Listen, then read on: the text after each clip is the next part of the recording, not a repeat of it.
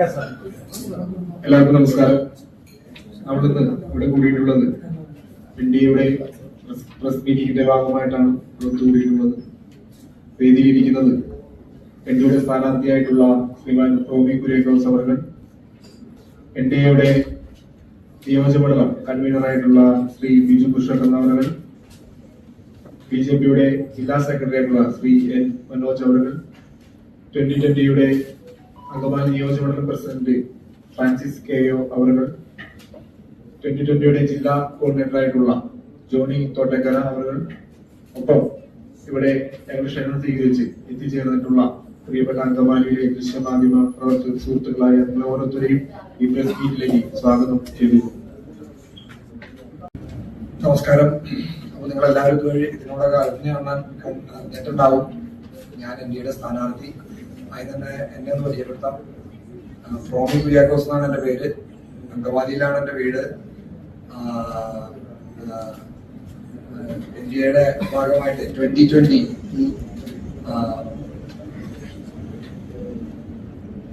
ചക്ക അടയാളത്തിലാണ് ഞാൻ മത്സരിക്കുന്നത്. നിങ്ങൾക്കറിയാം, നമ്മള് കഴിഞ്ഞ 10-20 വർഷമായിട്ട് അങ്കമാലി 20 വർഷം മുമ്പ് കാണുന്ന അങ്കമാലി തന്നെയാണ് ഇപ്പോഴും. അങ്കമാലി അതേ അവസ്ഥയിൽ തന്നെയാണ് കിടക്കുന്നത്. ഇതിനൊക്കെ ഒരു മാറ്റം വരണം. വികസനം വർദ്ധിച്ചിരിക്കുകയാണ്. വികസനം തിരികെ വരണം അങ്കമാലിക്ക്.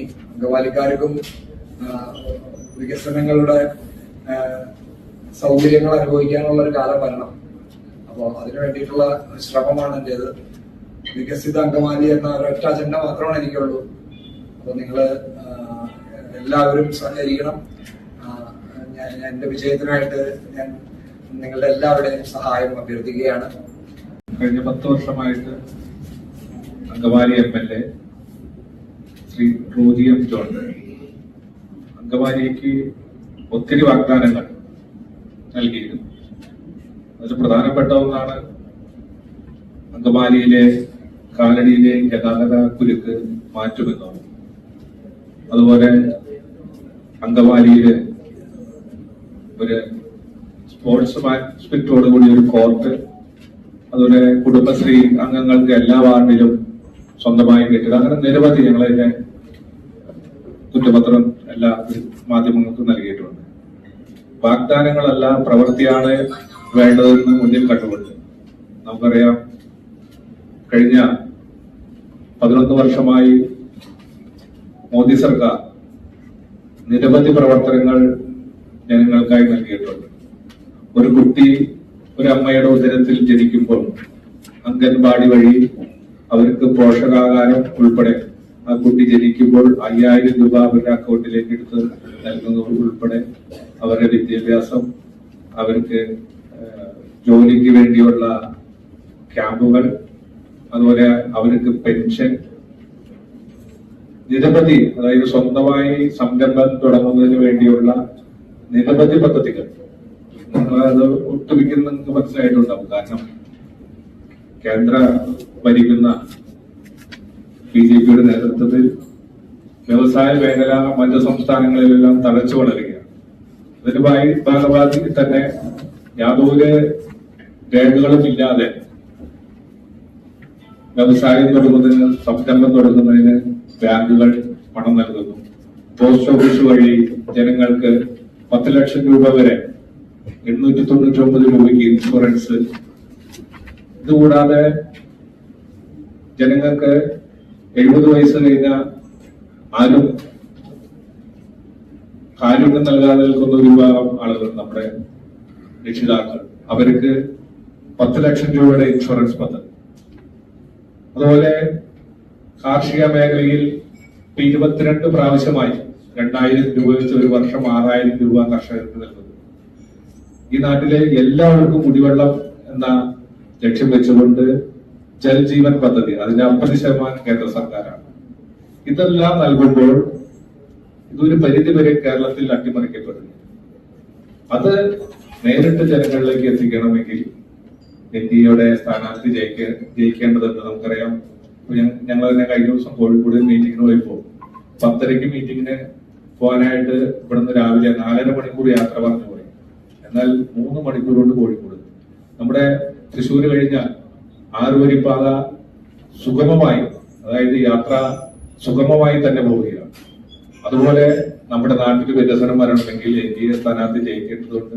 ഇപ്പൊ കഴിഞ്ഞ ദിവസം തന്നെ നമ്മുടെ 2020 ചെയർമാൻ ഇവിടെ എത്തിയിരുന്നു, സാബു ജേക്കബ്. അദ്ദേഹമായിട്ട് സംസാരിച്ചപ്പോ കഴിഞ്ഞ ദിവസം പ്രധാനമന്ത്രിയായി നടന്ന ചർച്ചയിൽ നമുക്കറിയാം, കേരളത്തിൽ ഒരു വിഭാഗം ജനങ്ങൾക്ക്, ന്യൂനപക്ഷങ്ങൾക്ക് നൽകുന്ന ആനുകൂല്യങ്ങൾ 80% ഒരു വിഭാഗം ആളുകൾ തട്ടിക്കൊണ്ടുപോകുന്നു എന്നുള്ള ഒരു ആരോപണമുണ്ട്.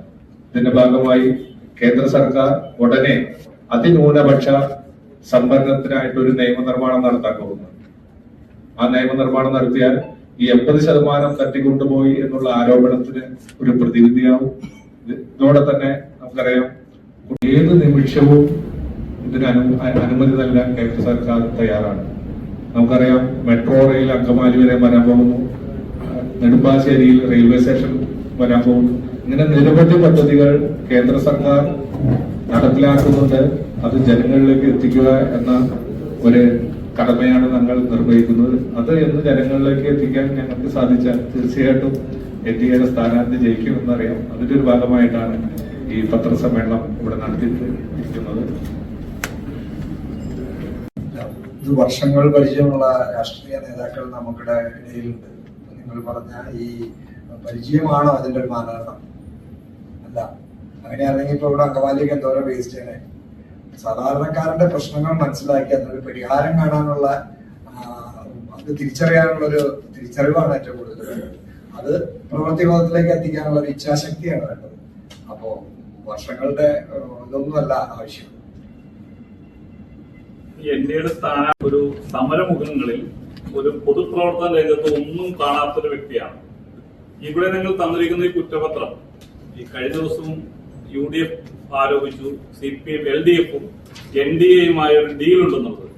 ആ ഡീല് വെളിവാവുന്ന തരത്തിലാണ് ഇതിനകത്തുള്ള എഴുതി തന്നിരിക്കുന്നത്. കാരണം സംസ്ഥാന സർക്കാരിനെ ഒരു വരി പോലും ഇതിൽ വിമർശിച്ചിട്ടില്ല. MLA-ക്കെതിരെ മാത്രമാണോ നിങ്ങൾ മത്സരിക്കുന്നത്, അതോ LDF-നെതിരെ കൂടിയാണോ? അതില് മാനേജർക്ക് തെറ്റില്ല. അതിന്റെ ഫസ്റ്റ് ഒന്നാമത്തെ വായിച്ച് ശബരിമല സ്വർണ്ണക്കൊള്ള, രണ്ടാമത്തേത് നാട്ടിൽ പറയുന്ന കാര്യങ്ങൾ. അത് LDF-ഉം NDA-യും ഒരേ ആരോപണം ഉന്നയിക്കുന്നെങ്കിൽ അതിന്റെ യാഥാർത്ഥ്യങ്ങളുണ്ടോ എന്ന് ആദ്യം പരിശോധിക്കും. അല്ല, ഇതിനകത്ത് MLA-ക്കെതിരെയുള്ള കുറ്റപത്രം എന്നാണ് അതിന്റെ ഹെഡിങ്. അതിനകത്ത് പറഞ്ഞിരിക്കുന്നത് MLA പ്രതികരിച്ചില്ല എന്ന് പറഞ്ഞിട്ടുള്ളൂ. അത് സംസ്ഥാന സർക്കാരിനെതിരെയുള്ള ആക്ഷേപമല്ലല്ലോ. MLA നിയമസഭയിൽ പ്രതികരിച്ചല്ലോ ഈ ശബരിമല ജമാഅത്ത് ഇസ്ലാമി തീവ്രവാദികൾക്കെതിരെ. അല്ല, ഞാൻ സഖ്യകക്ഷികളാണ്. ഞാൻ ചോദിച്ചത് ഞാൻ ഡീല് ഉണ്ടെന്ന് ഒരു 3 മാസമായിട്ടുണ്ടാവും. ഓക്കെ, ഞാനെന്തിനാ നുണ പറയണേ? നമ്മളങ്ങനെ ഞാൻ അതിനു മുമ്പ് ഇതിലായിരുന്നു എന്നുള്ളതും വായിച്ചെന്നറിയാം. നിങ്ങൾക്ക് എല്ലാവർക്കും അറിയാം ഞാൻ അതിനു മുമ്പ്. പക്ഷെ നമ്മൾക്ക് ചില സമയത്ത് നമുക്ക് വരുന്ന തിരിച്ചറിവുകളൊക്കെ നമ്മൾ മാറണേ.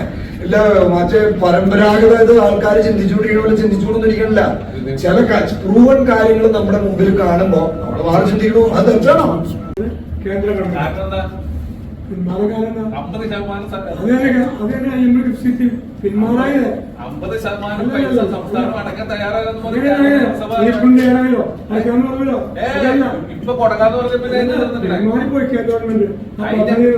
ഒന്നാം മോദി സർക്കാർ പ്രധാനമന്ത്രിയുടെ സ്വപ്ന പദ്ധതിയായിട്ട് ശബരിമല റെയിലിലും പെടുത്തി അതിന് 50% പദ്ധതി പൈസ കൊടുത്ത് അന്ന് നീ 50 കോടി രൂപ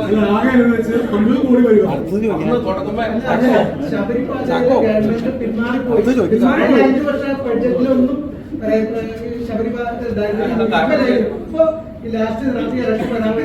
ഇലക്ഷന് മുമ്പ് സംസ്ഥാന സർക്കാർ പകുതി പൈസ കൊടുക്കാന്ന് പറഞ്ഞു. 75 ലക്ഷം ബ്ലോക്കുകൾ തീരുന്നതിന് വേണ്ടിയുള്ള അതിദ്രുതഗതിയിലുള്ള പ്രവർത്തനം നടപ്പിലാക്കും. നമുക്കറിയാം, BJP ഭരിക്കുന്ന സംസ്ഥാനങ്ങളിൽ നടക്കുന്ന വീടില്ലാത്തവർക്ക് എല്ലാവർക്കും വീട്, അതിദരിദ്രരെ ഒഴിവാക്കൽ, അങ്ങനെ നിരവധി പദ്ധതികൾ സംസ്ഥാന സർക്കാരുകൾ NDA-യുടെ നേതൃത്വത്തിൽ മറ്റു സംസ്ഥാനങ്ങളിൽ നടപ്പിലാക്കുന്നുണ്ട്.